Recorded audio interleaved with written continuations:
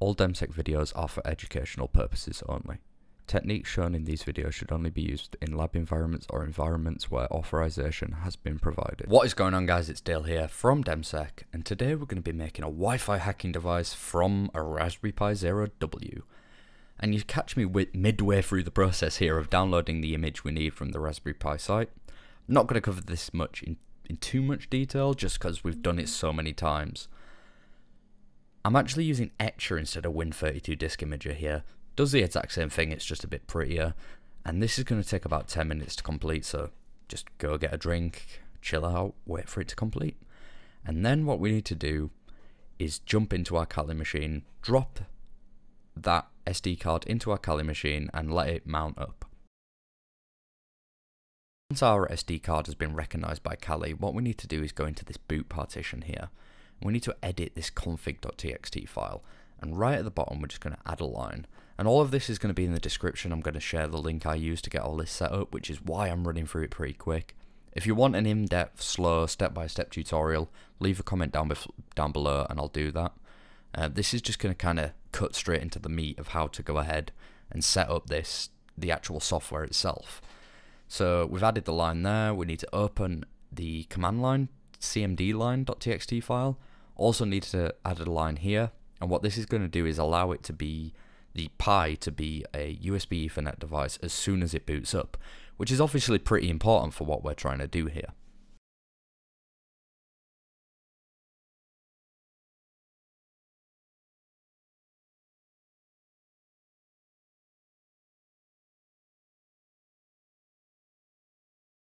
So once again, we just need to save that file, and then what I'm going to do is open a terminal here, and I'm going to use the command touch to create a file called SSH.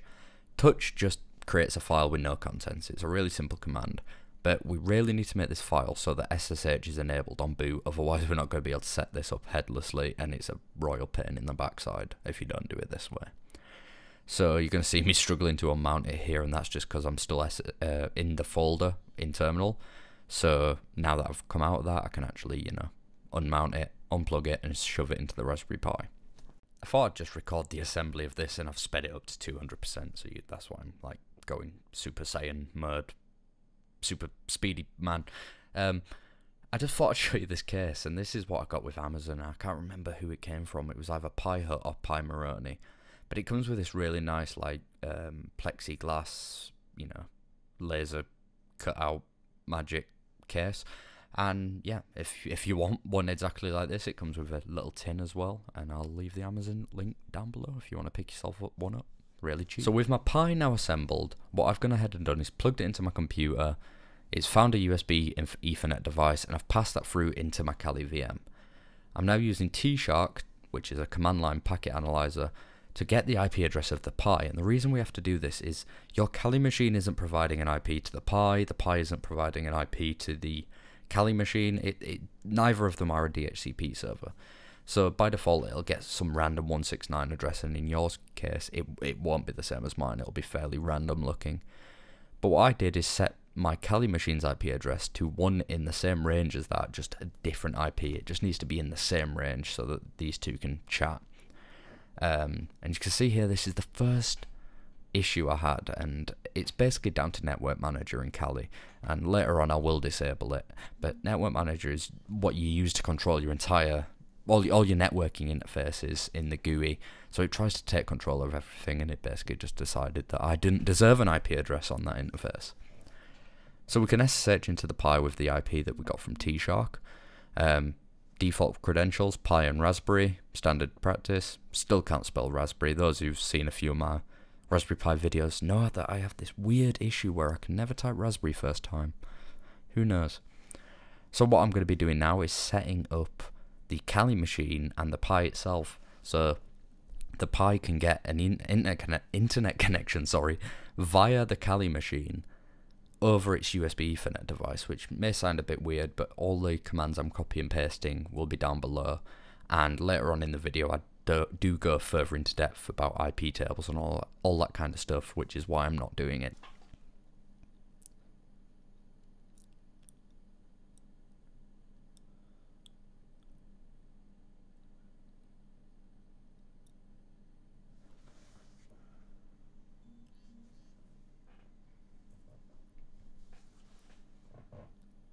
So as you can see there, I just disabled Network Manager, which is, you know, the issue we were having. And I'm going to reset the IP address of the interface back to what it was, just so we can get them chatting again. You saw my SSH session kind of died there. Usually I'd edit this stuff out, but I want to show you that, you know, this stuff doesn't work first time. Everything seems to try and work against you. But now it's set up, we can actually, you know, go ahead and get these two talking. So I'm adding a default gateway of my Kali machine's IP address, and you can see me running ifconfig's a Windows thing, to get its IP address and set it up as a default gateway. And sudo ! If you forgot to run it as sudo. You see I cut a little bit out there where I got to the ping, and that's because my Kali box itself didn't have internet, so didn't want to just totally write off and start again, but you know, we've got internet connectivity now. So what we're going to do, so we're going to sudo apt-get install git. And the reason we're using git is because that's where all the PwnPy, you know, setup files are. That's where they all are, so that's what we're installing. Kind of makes sense. So now that git's fully installed, we're now going to use git clone -- recursive, and then the URL, which will also be in the link below, or a link to where to get that will be down below. And we're just going to clone the entire repository. We're using -- recursive is because the PwnPy GitHub repository is actually made up of a few different repositories, and we want to get them all. So things like Responder, Duck Encoder, Nexmon. I'm literally just reading the screen, but you get the idea. It's made up of a bunch of different things put together, so we want to pull it all down instead of just the PwnPy files. So once it's finished cloning that repository, we're just going to cd into its directory and very simply run the install.sh file. And mine took about 20 minutes to install, so I guess I'll see you in 20 minutes. So once your installation is complete and you don't have any errors, what you need to do is edit the setup.cfg file. And to do that, we're just going to nano setup.cfg within the PwnPy folder that we cloned, and we need to scroll all the way down to the bottom of this. Keep scrolling all the way down to the bottom, and you'll see the payload selection, and by default the network only payload is selected, and we don't want that. So we're just going to put a hash or a pound sign if you're that way inclined at the beginning of that. And we're just going to delete the one that's in front of the Nexmon Karma payload, and that's the one that we're going to be using. Then we can do Control X, Y, enter, and then we can do a sudo reboot to reboot the Raspberry Pi. So now that we're done with the setup of the PwnPy, I'm still not very sure how to pronounce it. Someone does, let me know. Now that we're done with setting it all up, what we need to go ahead and do is basically plug it into our Kali machine. And I'm going to be using a Kali machine here just because the network configuration is a bit easier. It's totally possible in Windows, but you're kind of on your own with that. Internet connection sharing in Windows is really not my kind of deal. So I'm just going to now plug the Raspberry Pi Zero, which is now running our PwnPy software, into my PC. And it's just going to boot up now, and it's going to take a few seconds. And as soon as I hear the Windows sound, I'm going to pass it through into the virtual machine. So I've just heard the sound now, so what I'm going to do is go down to my USB devices here, and you'll see the MAME82 PwnPy by MAME82. So I'm going to select that, and I'm just going to do an ifconfig. And we can see the device hasn't actually appeared yet, so if we just keep doing ifconfig, we'll see that we get a USB 0 and a USB 1 device. What we'll also notice is that it's got a 10 dot address, and this is no good to us. It's not very useful because the actual Pi is listening on a 172.16 address, and we need to be within that range to be able to talk to it. So simply, we're going to set our IP address now to 172.16.0.2. And we know that the Pi is 01 because that's just the way it's configured. You can have a look through the payload files in your own time. ifconfig is interface configuration, obviously. USB 1, which is this device here, which has gone and got this 10 dot address, and then the IP address we want. With that all set up, we're going to try and ping 172.16.0.1, and we're getting pings back, so that means we can now connect to it. So let's SSH in as the Pi user that we used before, but now with the 172.16.0.1 address. It's going to ask for our password. I've still not changed mine from Raspberry.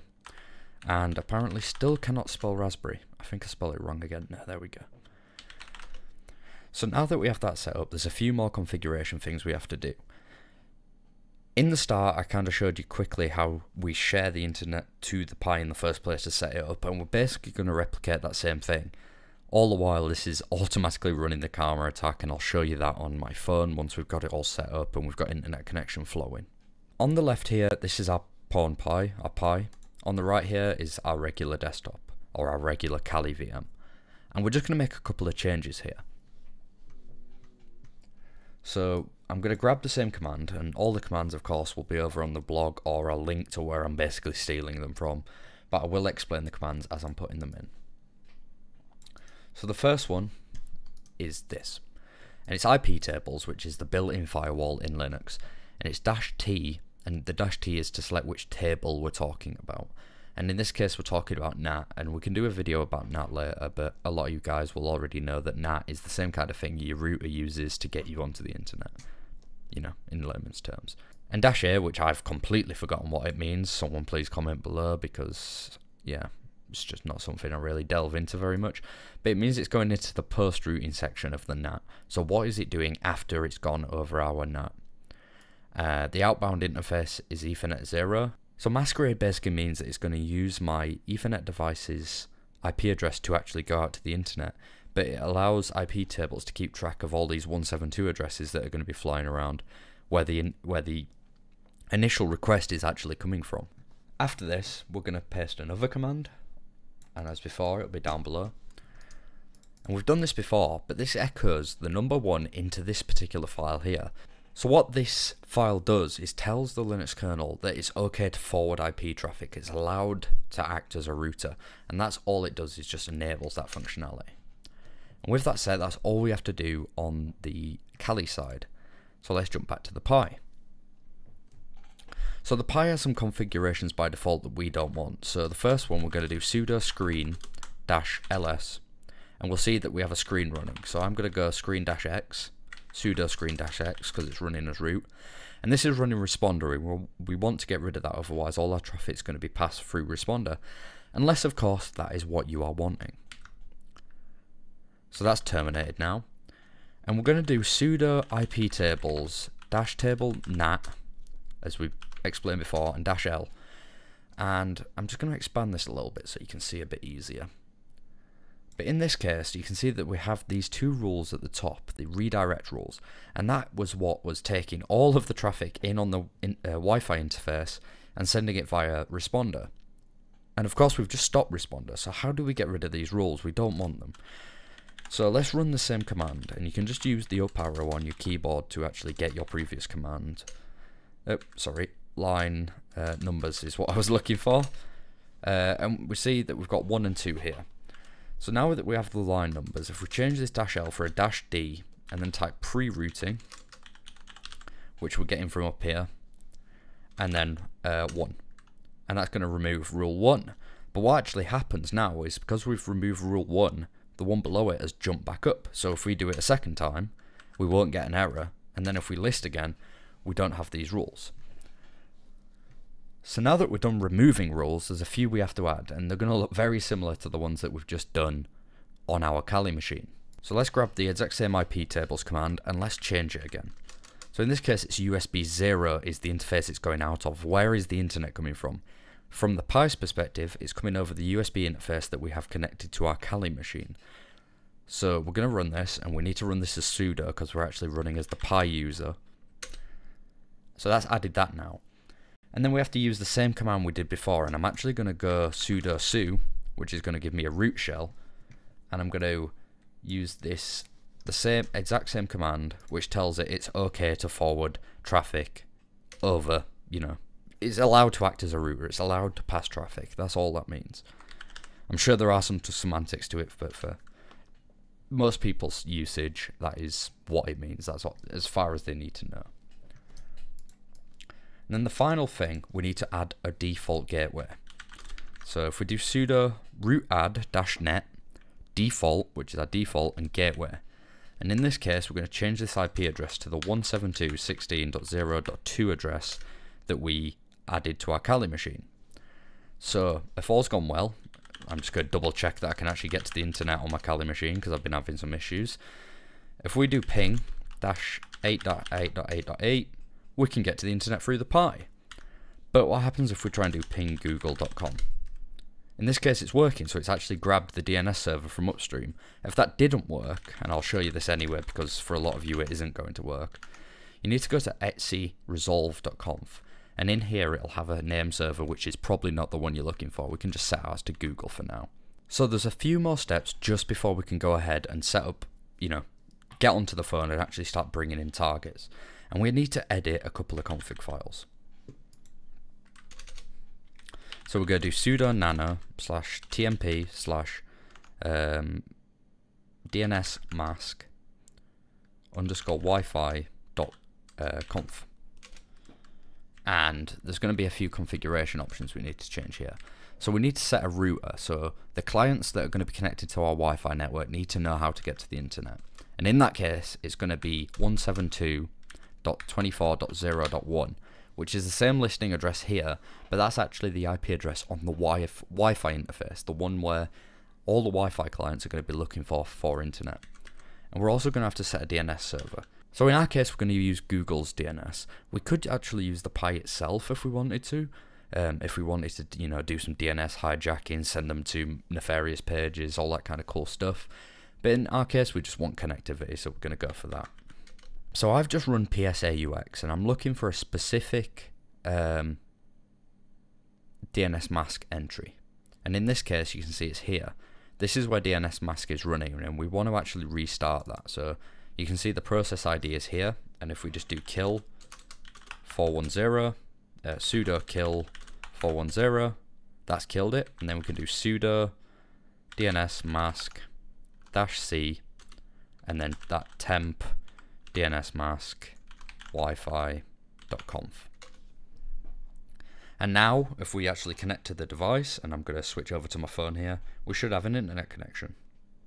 So I'm now on my phone. You can see that I'm connected to corporate Wi-Fi, so let's forget these networks.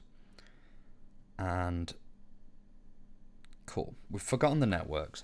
And what the Karma device will be doing right now is listening out for anyone who's probing for a network. And it used to be the Karma attack would just be able to say yes to these devices and they would connect. And manufacturers and people who implement these specs got wise to that and basically said, well, if you're not actually broadcasting that this SSID, if you're not broadcasting that you are this network, then why should I connect to you? So what happens now with this attack is, as it's listening for these beacons of people asking for specific networks, it actually begins out sending its own beacons to make it look like it is a genuine network. So if I actually demonstrate this, and I'm recording on my phone here, if we add any old SSID, so if we say DemmSec is the best as the network, and that doesn't exist around here, but if we add that, and shortly here, you'll see that it actually connects, and that's because it's going through the Karma attack. The Karma attack is saying, yes, I am this network, yes, I am now broadcasting this network as if I am it, and we are connected. So if we actually head over to, let's try YouTube, let's just see if YouTube loads. And of course YouTube loads completely fine, but that's HTTPS, and we're not doing any kind of stripping. So let's find a non-HTTPS website, and I'll load up Wireshark on my Kali machine also. So for this case, I'm just using a demo login form that uses HTTP. And I'm just going to show you how easy it is for a potential attacker, if you're using HTTP, to go ahead and steal your password. So in this case, we're going to do username or email, and we're just going to say Dale. And for the password, we'll say, I don't know, password 123. And we're going to hit login. And it's saying it's now not allowed, but if we actually go ahead and go into Wireshark, which is on my screen now, and follow the TCP stream of this, we should be able to see a post request. So we see the post request here, and the login, Dale, and the password of password123. So we've successfully man in the middle this thing, and we've got the Raspberry Pi acting as the access point and dealing with the heavy lifting, so we're just left with the analysis stage of this.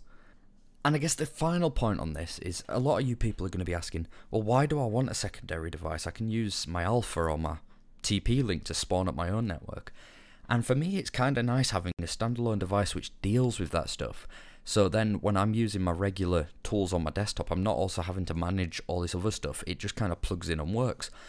And I know there's some config required for this, and you could set up your own script, so I'll leave that as a little task for you if that's what you want to do. But I think it's kind of nice to have a device like this, and it is kind of like a Raspberry Pi, but slightly more configurable. And I think I will bring a video where I'm comparing this to the Wi-Fi Pineapple and see what you actually get out of each of the devices, because they do kind of offer a similar thing. I hope you enjoyed this video, guys. It was a lot of fun to make and a lot of trouble. But these devices are a lot of fun. The Raspberry Pi Zeros are a big bang for your buck, really big bang for your buck, especially now someone went ahead and wrote the Nexmon Wi-Fi drivers, which enables basically all of this stuff. That being said, guys, if you did like the video, leave a like down below. It really does help us out. If you haven't already, remember to subscribe. We're definitely going to be bringing more videos like this. I really want to, pit this up against a Wi-Fi Pineapple and see whether the premium finished device can really compare to something, that the open source community has whipped up in terms of software and a really cheap £15 device. So if you're interested in that, make sure you are subscribed and stay tuned for that. Once again, thank you for watching, and I will see you next time. Bye bye.